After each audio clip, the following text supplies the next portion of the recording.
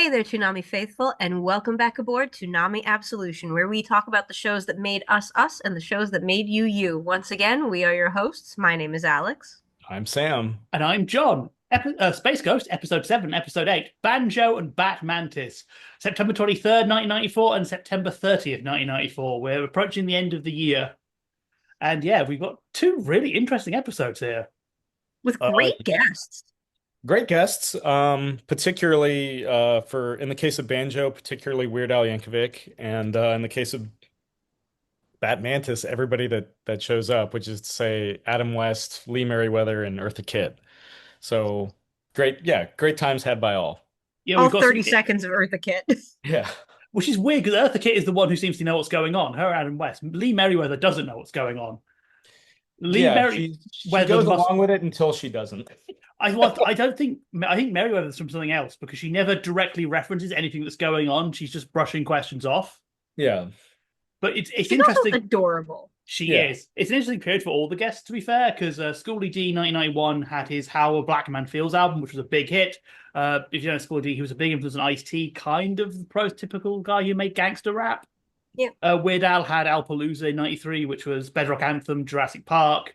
And he'd been doing the LTV specials on MTV since the 80s, which had basically Space Ghost gimmick of Al will do an interview with a pre-recorded bit of footage and cut it up so it sounds like they're giving weird answers. yeah. And then for the Batman people, Adam West is just he's a worker. Adam West. He was in Madame Zool in 91, New Age in 94.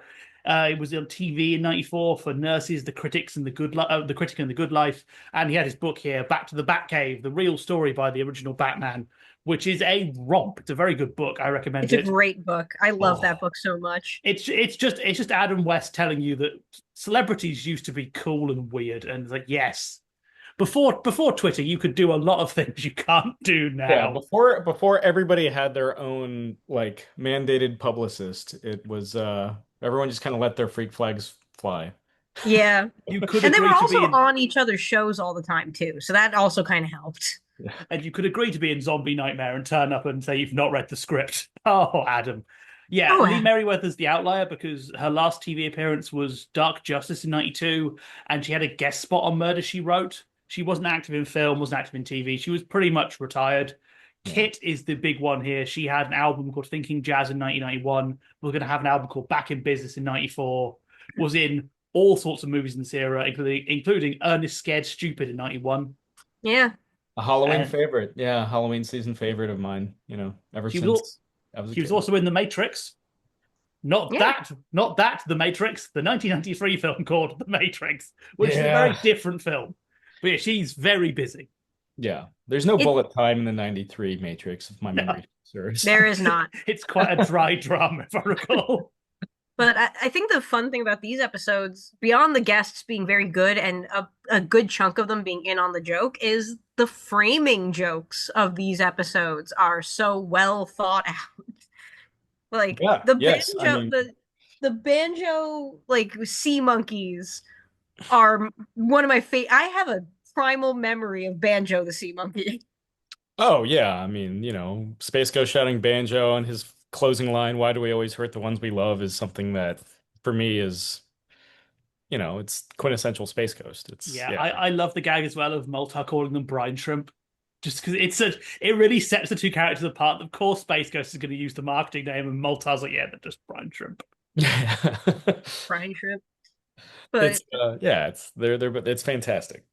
But yeah, the just for the audience for the kids at home to know, the framing joke of the episode with Banjo is that Space Ghost has bought himself some sea monkeys and they grow too well and become more stock footage from more Space Ghost, It's and either Space Space Ghost is then Ghost or the forced to kill it. Herculoids. It's one of those 60s, mid to late 60s Hanna-Barbera shows. There's part of me that thinks it's a Herculoid monster, It but It does looks kind of look like a Herculean monster.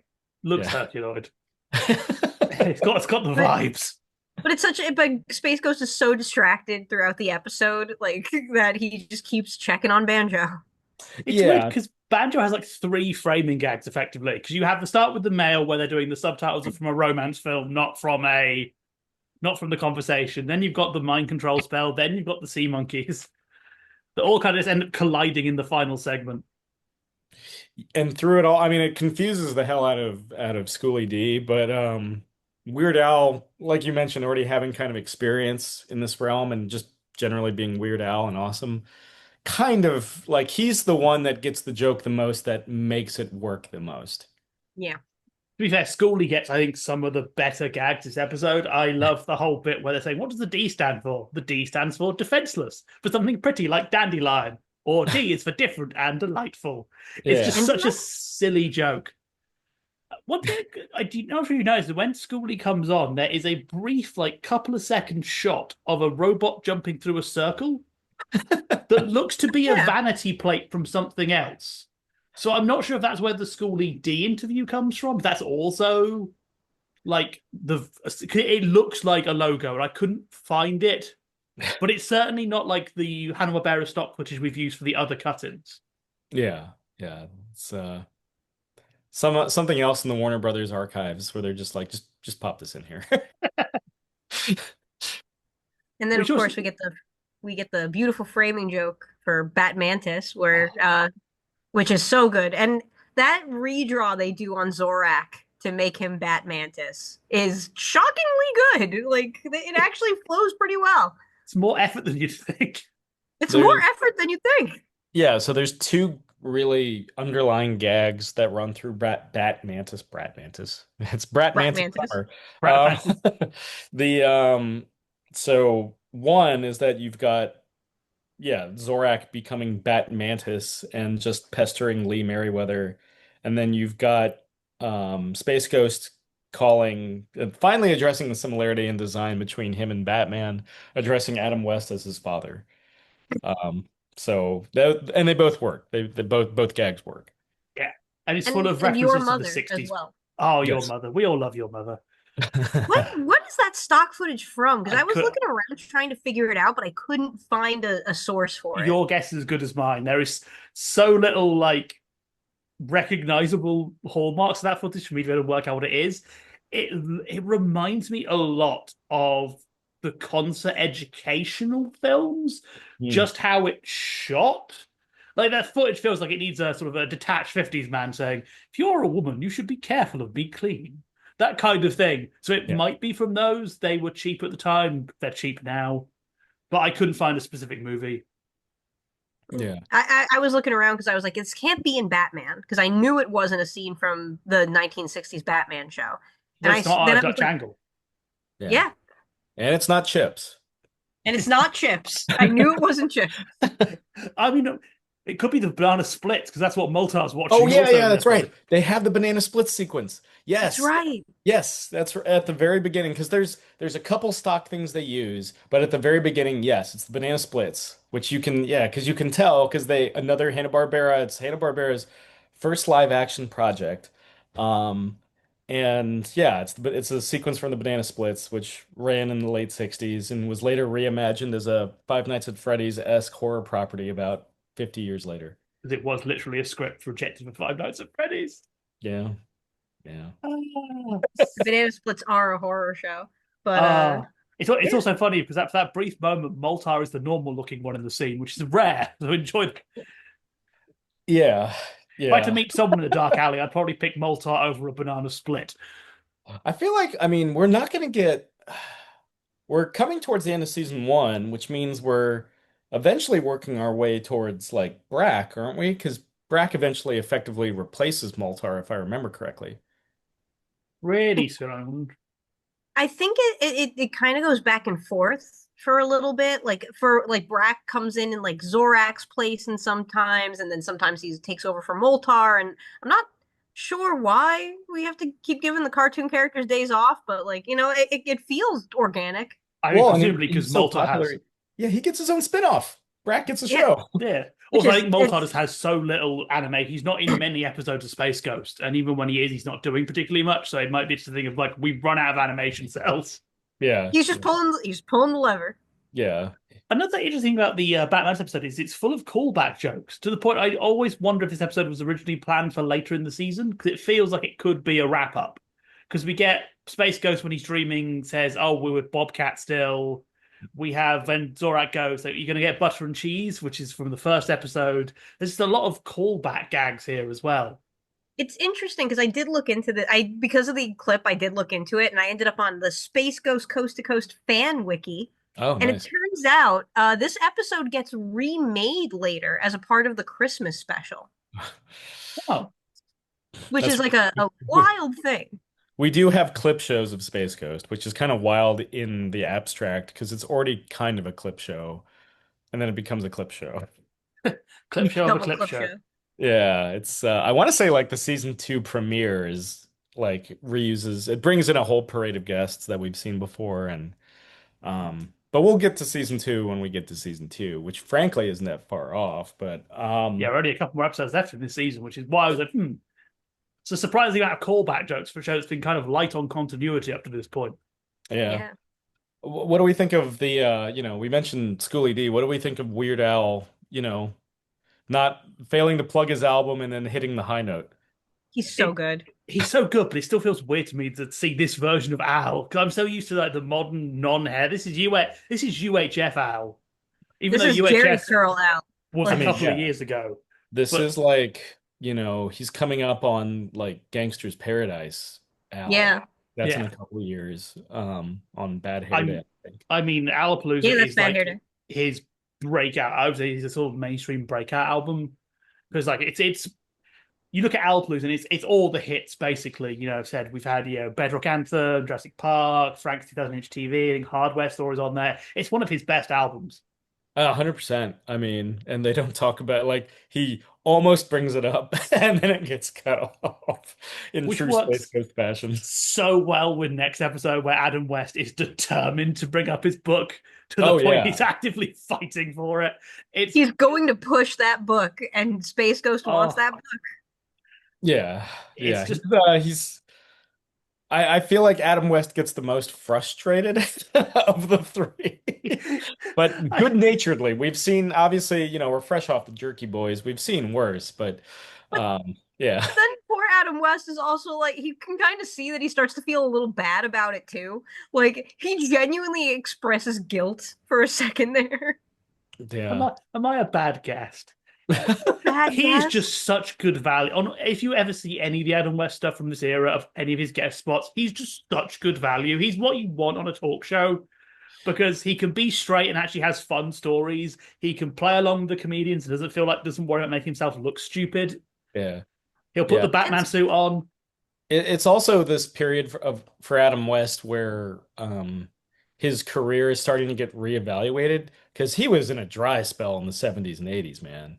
Yeah. Like it's like, at this point he probably is done, almost assuredly is done Beware the Great. No, he's definitely done Beware the Great Ghost on Yeah. Batman the Animated Series. Yeah. He's done some tribute stuff. Like he's finally getting to the point where his career is starting to revive in a big enough way. People are like, I mean, that was a fun Batman show. it's interesting because like we kind of talked about this before, but the 90s show gave a lot of love to actors from the 60s. Like Mhm. this is also around the time where a lot of the Star Trek cast was starting to really start making their comeback after Next Generation proved to be so popular. Like this was the era for that, and Adam West capitalized on it pretty hard because he became ubiquitous across television up until his death at that point. Oh Yeah. yeah.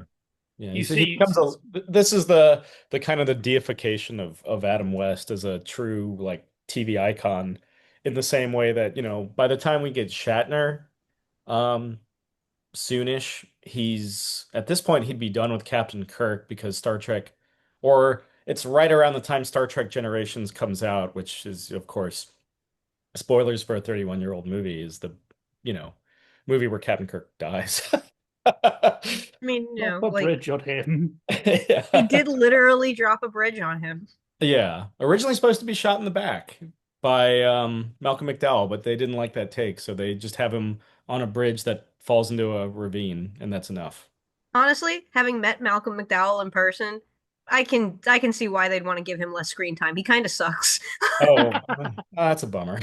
Yeah, sorry, Malcolm McDowell. I met you like years ago at a horror convention. You kind of suck as a dude. Not gonna Oh, lie. oh, that's yeah, that's a roughie. That's a roughy one. But at the Adam same West, I time, not also got to necessarily a meet when I surprise. was younger, and he was fantastic. Adam West is great. I've met Adam West. He was, Fantastic dude. yeah, him and Burt Ward were great. I think I met Adam West 2 years before he died. But yeah, he was still with it. Well into his 80s at that point. Uh, yeah. I don't think we get Malcolm McDowell in any episodes of Coast to Coast, so we can't pick him apart anymore. I mean, we can No. always just continue to take pot shots at him, but Just take we pot shots Chris, about. Christmas special. We all vent our frustrations, Malcolm McDowell. I was like Uh, 14. He was just such a jerk. Another thing to point out, though, is that a big part of that Adam West comeback was the convention circuit. Because again, he is such good. He's the guy you want at a convention because Oh he's yeah. funny. He will dick around. He'll banter with kids. He's very good value. So he was doing all these conventions, all these. He would go around with the Batmobile to car shows. Basically, if you had money, Adam West would come along and just be generally quite funny to listen to. Cool. He's what you want, and that he's led to this kind of revival.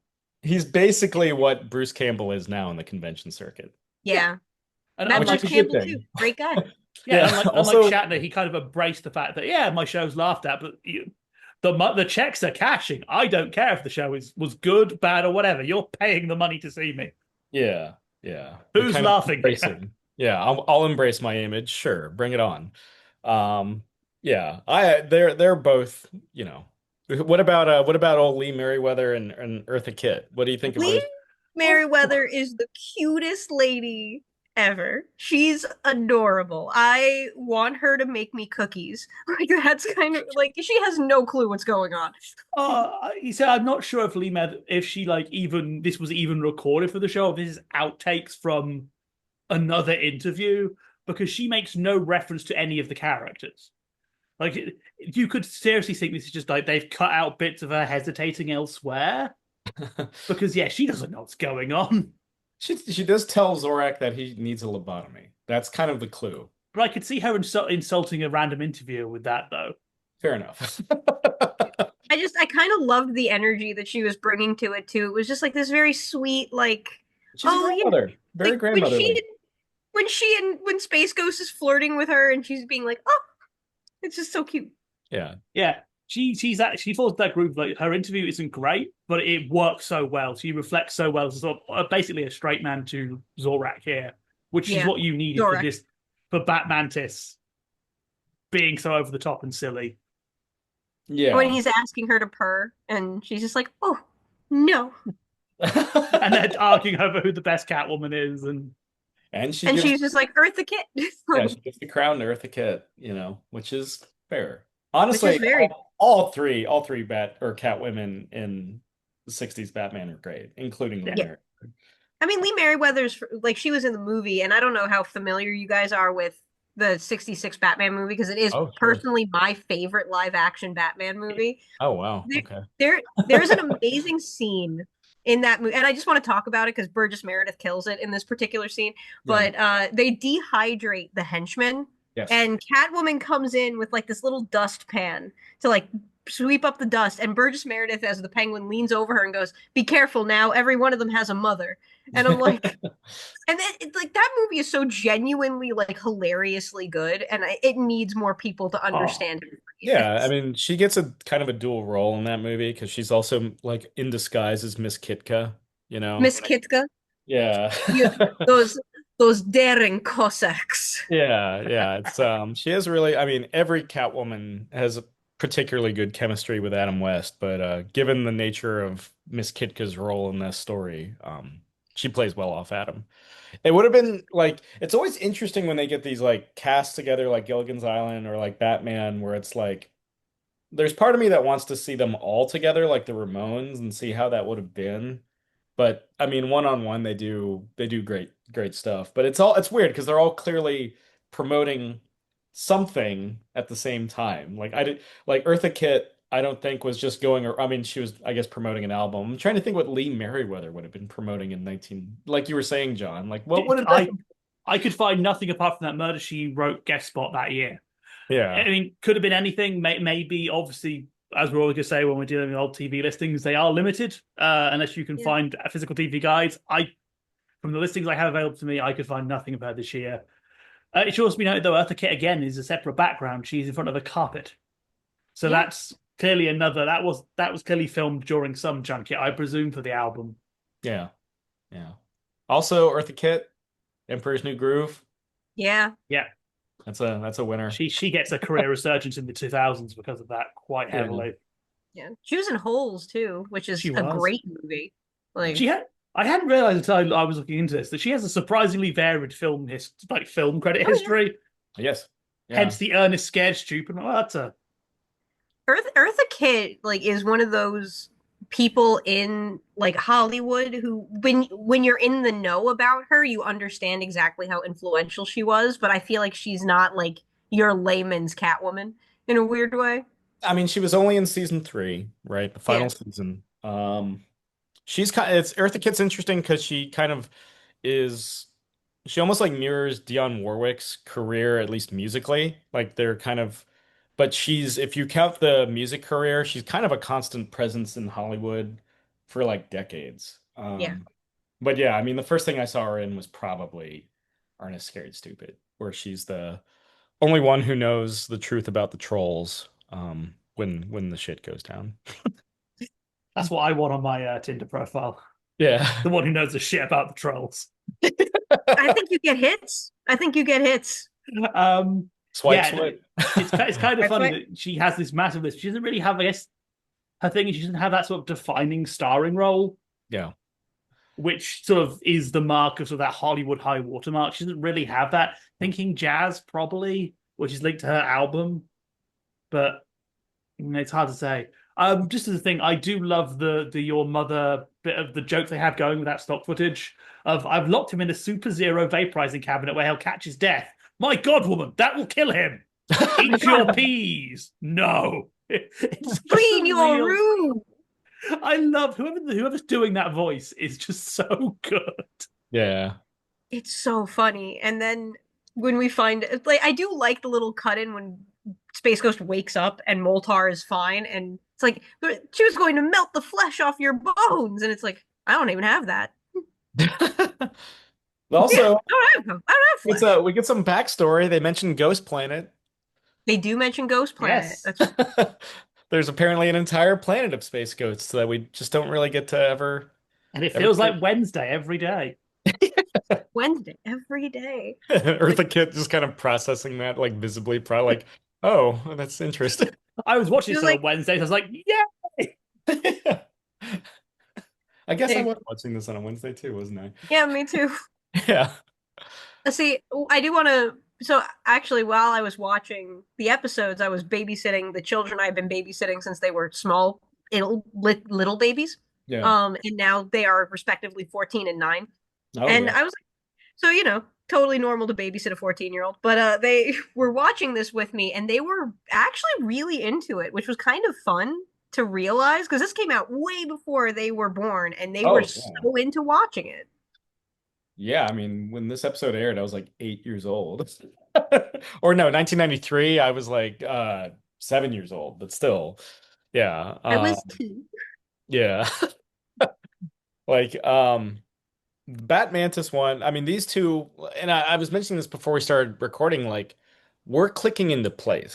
Like Space Ghost Coast to Coast is like structurally and comedically clicking into place here. And it's something that again, we're still season 1, but in a way that the preceding I suppose 6 episodes, 6 or 8 episodes hadn't quite done yet. We're really starting to kind of gather a pace and figure out what this show is, and it's really elevated by strong guests. Like, we'll kind of see echoed down the line with like William Shatner and Conan O'Brien is a big one. Donny Osmond. When we get to Donny Osmond, oh my God, that's we're in for Oh, I more think teeth than the Osmond family. the best thing we're getting here is that they're working out the balance between guest stuff and non-guest stuff, which has been a bit of you can tell they've been trying to find that balance. This episode has a really good balance, even if you don't sort of know the guests or care about their stuff.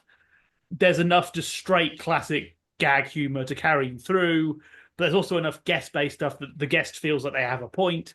Yeah. Like Scotty is a great example that they do a lot of good rap stuff about him, but there's also quite a few just straight up normal gags that means even if you don't care about him, which you should, he's a very important figure in rap history, you can still enjoy this gag. we're also playing with the structure a bit. I mean, the theme song plays over Space Ghost not even being on screen. Yeah. Like he has Oh to yeah. he That's right. teleports on like after he teleports on like he usually does, but like so much has gone on, so much setup has gone on without him actually being on screen. They're just like just play the theme, and he finally teleports on and teleports behind his desk, and it's like, oh, okay, here we are. Okay, cool.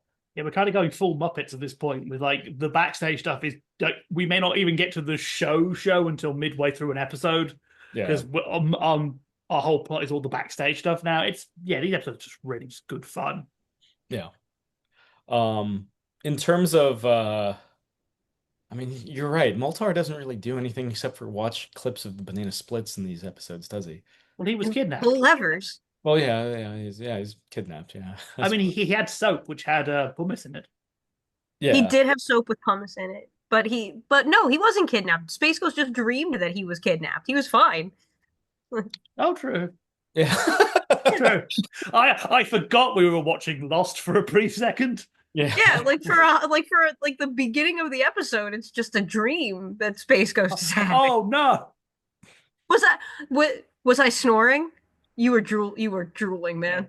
What you don't know is this is actually space. This whole show is Space Ghost in a coma in the real world, and this Oh is his yeah, dying dream. Yeah, so that's my new fan theory. It'll be on a top 10 list within 2 weeks, yeah. It'll and be I'll some Top 10 Space Ghost theories that you never some pop culture expect. is website will pump out a listicle. is this man a ghost? Yeah. Yes. Am I a man or am I a ghost? Who knows? Reddit does. Anyway, Yeah. Um.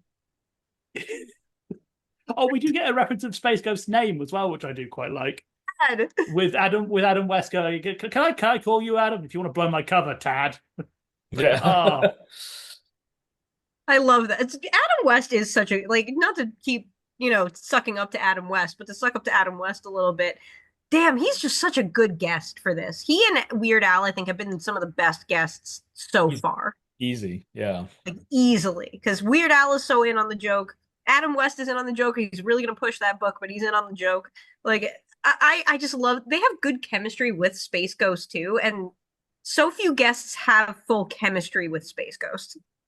Yeah. Yeah. It's I think when you see people that it's always interesting in revisiting the earliest episodes where people had no idea what the hell was going on.